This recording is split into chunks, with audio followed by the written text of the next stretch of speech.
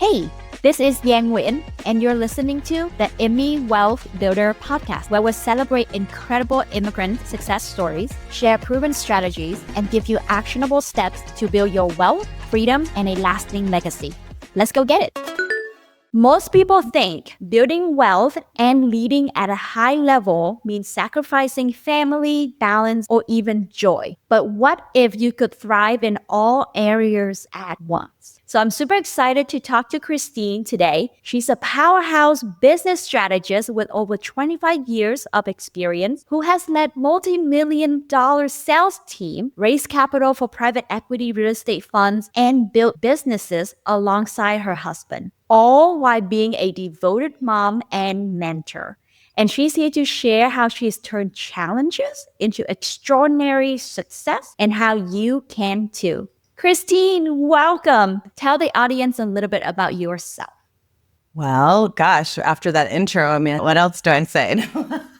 I'm Christine Valdes. I have 25 years in industry. I'm primarily in the pharmaceutical industry, but I've also built wealth through real estate. And now my husband and I also own our own business. He primarily runs it now, even though I do some of the operation stuff on the weekend. We have one daughter, two dogs, and we live in Dallas, Texas. I'm going to dig right in. You come from an immigrant family. Yes. Talk to us a little bit more about the upbringing, the pressure, the motivation to succeed that maybe a lot of immigrants can relate with, and tell us about how that may have helped you and maybe how that have also held you back in certain ways. Yeah. So interesting. There's so many of us, right? There's so many immigrant families. Like many people out there, I'm the oldest of 6 kids. My parents were immigrants from the Philippines. My mom actually filled out paperwork to come to the United States, and it took about 8 years for them to find out whether she can come here. And when she did find out, I was about a year old. My mom and dad had just had their second child. So when they were going to leave, they actually ended up leaving my sister in the Philippines for a little while until they could go back and get her. So imagine, coming to the United States without a place to live. They had about $500 to their name, everything they had saved for a long time. Pesos to dollar conversion isn't very high, but they came over here and got a studio apartment. And then shortly after, brought my sister from the Philippines and then had 4 other children. So I think being raised that way, when you're living in a single studio apartment with your parents and sharing the same bed and just seeing how hard they work to really drive and build wealth and buy a house and do all of that kind of stuff, it makes you look at the world a little bit differently. I think it's like, that's all you know. Right? You just know how hard your parents work, and you know how you don't have everything else that everyone has, right? Like you see your friends and they have all their stuff and you're going to your little tiny apartment after school. You don't have all the nice things that everybody has. And part of the upbringing is it does teach you to work really hard. I think the other thing too is, my parents had very, very thick accents, thick Filipino accents. My dad's accent was really, really thick. And yeah, I was growing up in Los Angeles, and you would think it's more tolerant in certain parts of the country, but back then it wasn't as tolerant. And so just people talking to you and them not understanding my parents was pretty difficult. So I think part of my upbringing was I wanted to make sure that my English was really good, right? I didn't want to have the accent. And there was almost like a stigma because I didn't want that to happen. I think for a lot of us immigrants, the drive to succeed, like go to school, do well in school, get the straight A's, I think it's common amongst a lot of immigrant children. But the drive to really succeed and to be able to do it all, and there's no excuses, right? You have to be able to manage it all. Not only going to school, getting straight A's, but helping with a family. Because I was the oldest of 6. And there's a cultural thing that the oldest daughter has to help with everything, right? There's a lot of responsibility, not only from just the homestead, being at home, but also being the oldest sister and helping take care of things with your parents, but also having to set that example and break barriers, right? I remember when I went to college, my parents didn't understand that you can live on campus. So I remember applying for college, they didn't understand what dorms were, right? And just to explain that. And so they really wanted me to go to school close by. They didn't really understand, like, there are other colleges other than Yale, Harvard, and Princeton, right? And so just explain, it's all of that. Being the oldest, you have to break all barriers, but just explaining all of that, I think that helped my siblings ease into where they wanted to go to college. I didn't have much of a choice, but if I were going to stay local, I had to be able to drive to school, whether it was 30 minutes to 3 hours, I would have to drive. There's also that inner drive that my parents put in me to really Yeah. always do more. And I think a lot of the audience that you have understands that. Yeah. Christine, was an incredible story that you share. Your parents coming over here and leaving your sister behind. That's kind of the ultimate sacrifice. And what you talk about, the no excuse mentality. I can hear, I'm the youngest one. I have one older sister, but same thing. I totally understand how the elder daughter is kind of going through the first time for Yeah. everything. Sometimes me as the younger sister kind of had things a bit easier because the older daughters already talked the parents through. Yeah. Well, it's funny because like I was the oldest and my parents worked really hard. They not only were they working, they actually were business owners too. So they bought Wow. several laundromats when I was younger. They also had a multifamily complex too. So they were doing that while they were working full time. But I remember they built up enough money to send us to private school because in California at the time, it was better to go to private school. And I remember like I went to an all girls school and I wanted to go to this dance at an all boys school. And I was 16 and I wasn't allowed to go. I had to bring my 11-year-old brother with me. So imagine being 16 and you want to look cool with your friends and you're like, I got my outfit on. And you go to this dance and you have your 11-year-old brother with you. But that's part of it, right? They just didn't That's so know. funny. Or they knew exactly what to do. Exactly. He was the coolest though. Honestly, like everybody thought he was so cute and he was the coolest. Aw. Now that brother is now a judge, definitely the coolest of the That's attendees at that all boys school dance. Yeah. I love that. Oh my goodness. Tell us a little bit more because I do see a lot of high achievers, right? With being a high achiever, there is that sense of imposter syndrome. It kind of Mhm. go hand in hand. Tell us more about your experience with that and how you push past the self-doubt to continue to grow to where you're at.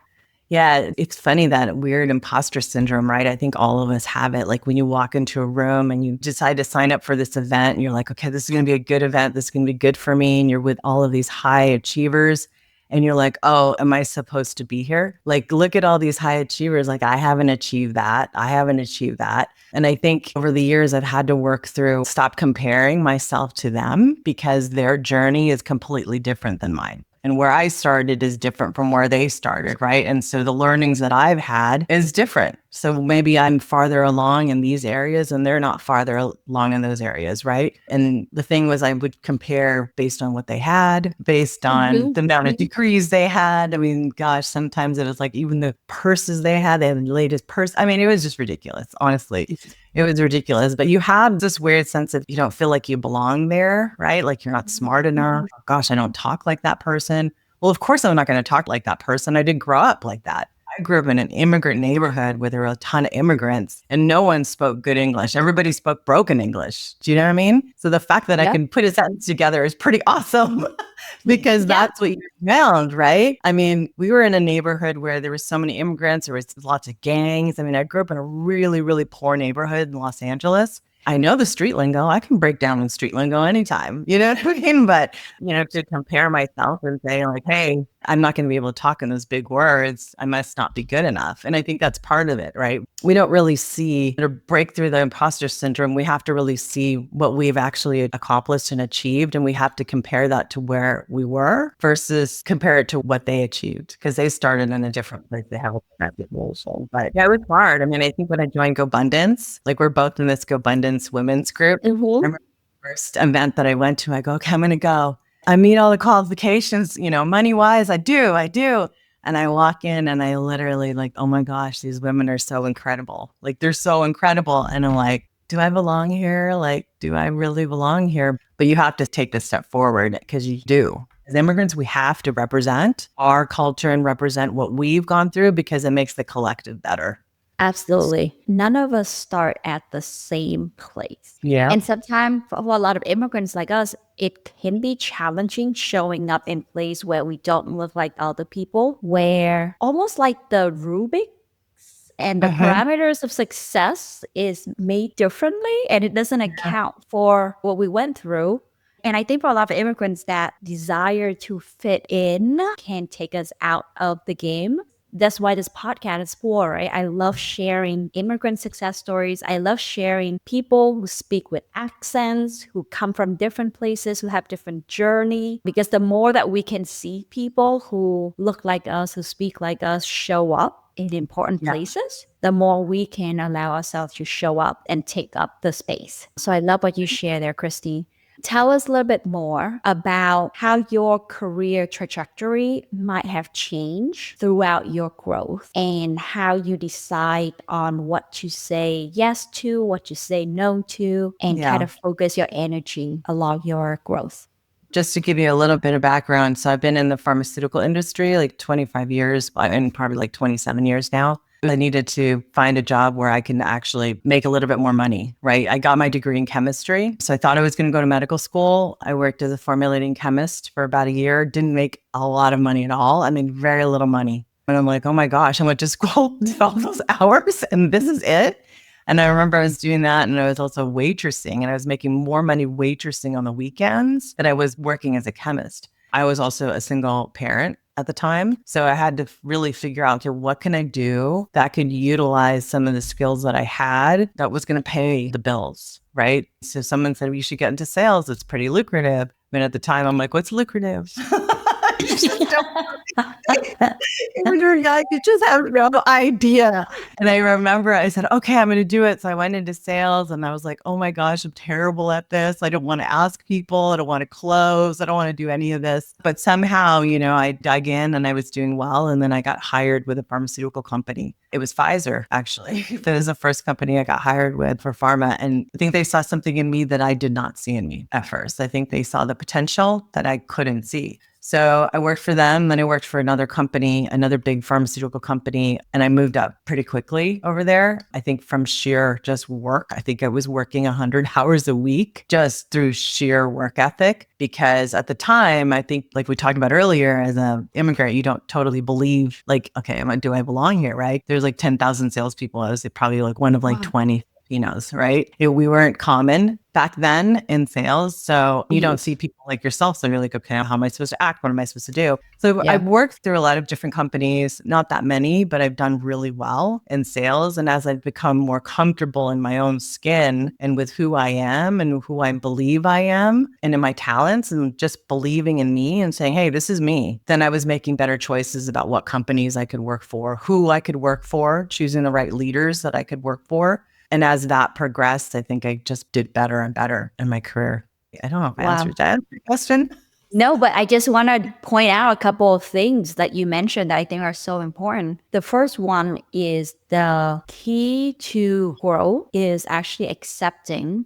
Obviously, work very hard, but accepting who you are and what you bring to the table, which can be very challenging for a lot of us as immigrants, right? Like I said, we tend to want to fit in. We want to be similar versus just like accepting who you are, what you're good at, and then going all in on that. I think that's such an important skill that you just mentioned there. And obviously, as you say, you started from scratch, which is one of very interesting things, right? Because you got nothing to lose.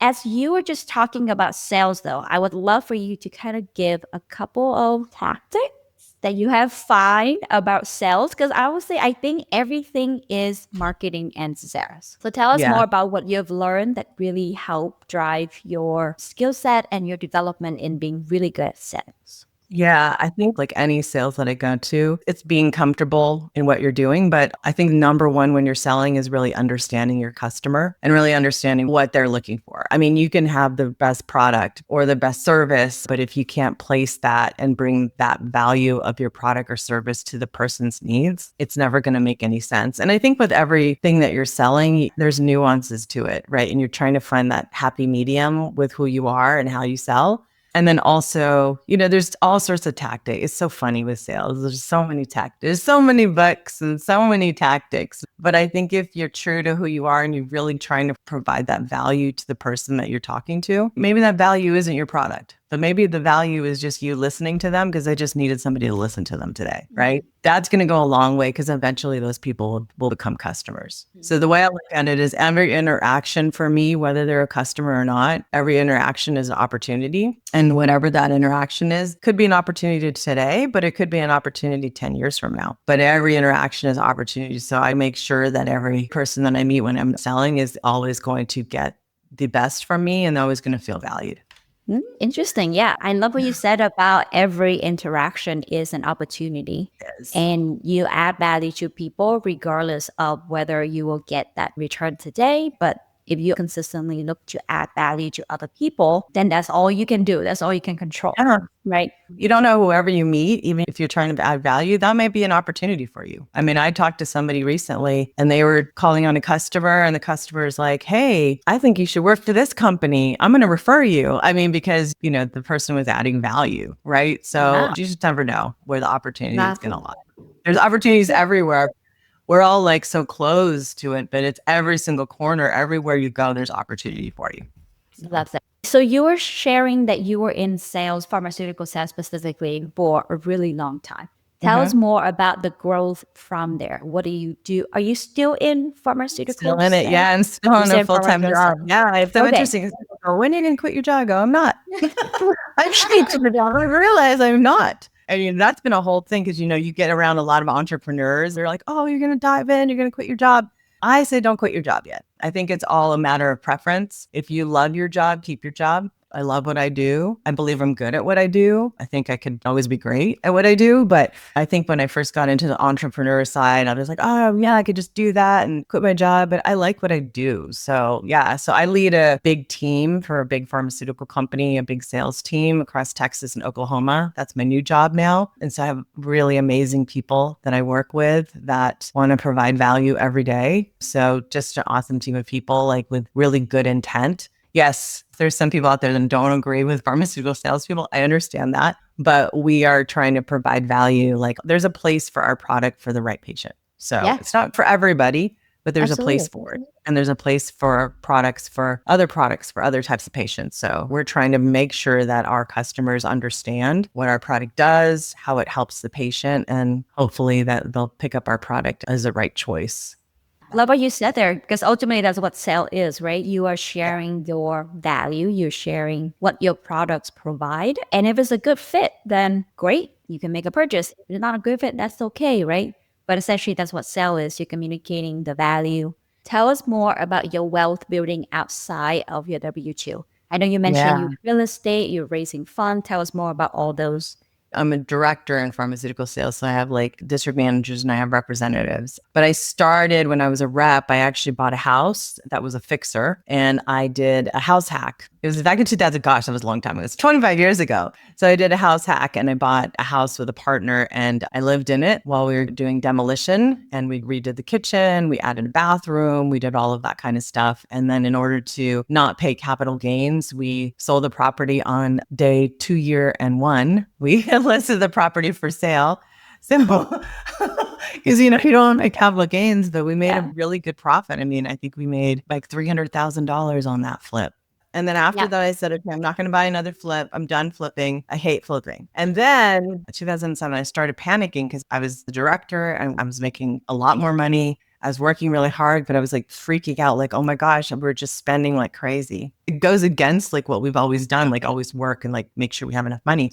And I felt like we were just at the mall every single weekend and just buying stuff all the time, Amazon packages every day. You know what I mean? It was crazy. Yeah. So I said, oh, let's go look at this house. I told my husband, let's go look at this house. He goes, oh, okay. And so we went over there and I'm like, oh my gosh, I love this house. Let's make an offer. He goes, what? Can we afford that? I go, we can.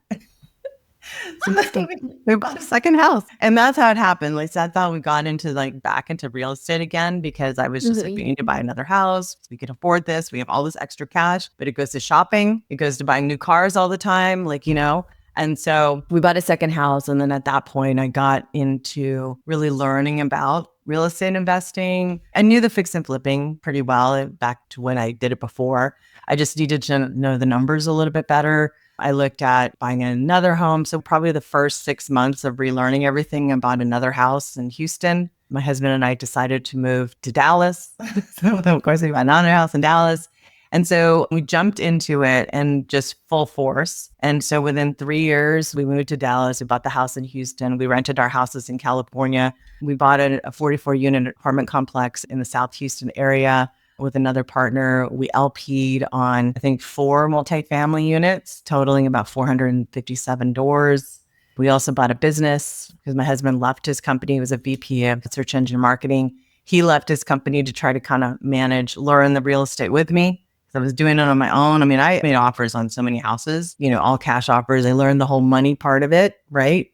I have all these private money lenders now lined up if I really want to do it. At the same time, in those 3 years, we also flipped another house here down the street, a really big flip. We got for $500,000 and we flipped it for 1.1 million. Learned a lot there because I did it with 2 other partners, but it was like a lot of overspending on some areas. So in 3 years, we did a lot. We moved around and I didn't realize at the time that we had quite a bit of money that I had been squirreling away in my 401k and all my savings.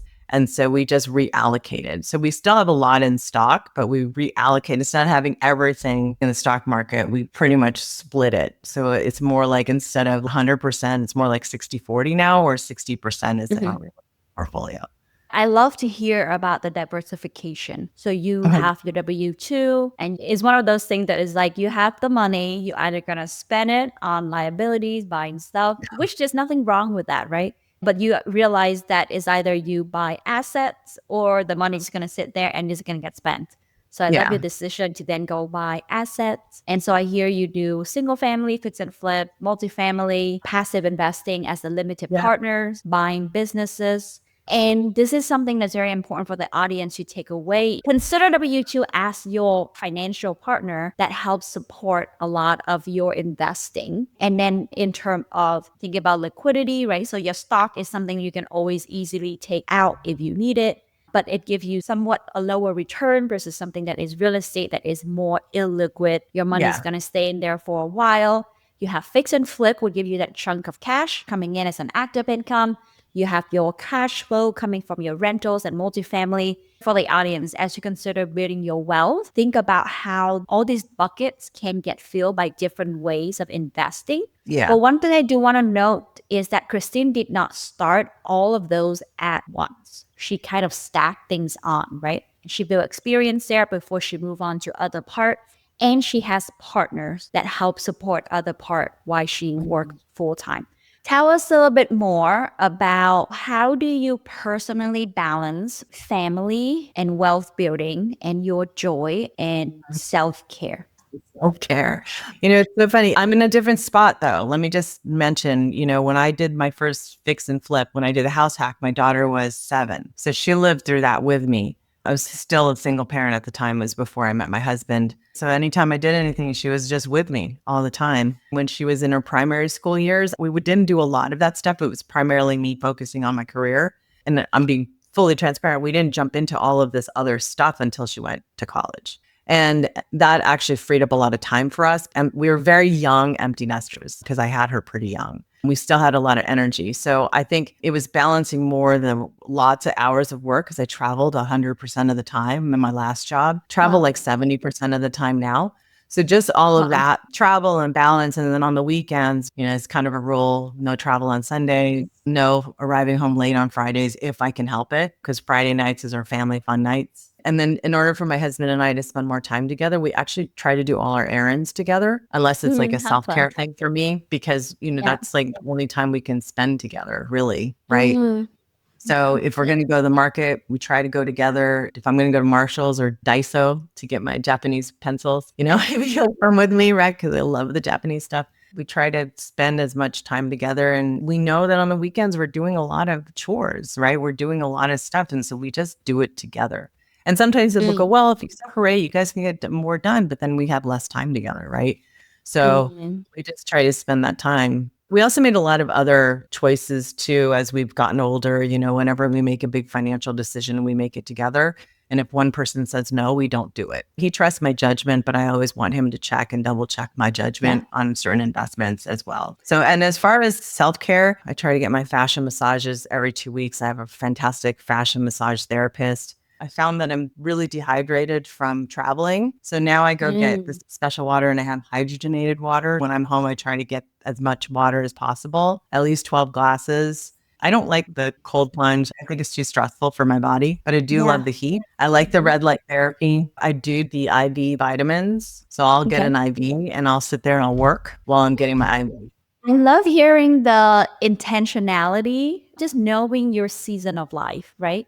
Where you share about like, hey, once your kids leave for college, then that's when you kind of have more time and focusing more on some other stuff. I love the intentionality also about how you spend time with each other by running errands. And honestly, I do have that experience too of just like, hey, yeah, we'll just run errands together. It's fun to be together. Yes. Yeah. And then you get things done too. So it's fun. And then you get to spend time together. And then love what you share about the self-care. Everything is your choice, right? Yeah. Like you try something, it doesn't work. If it's not, I just joined this outlaw fit camp. It's like a 30-minute hit. I literally did legs this morning and I was walking out of like, I couldn't even walk, but it was like perfect. It's like 30 minutes in and out and you're done. Nice.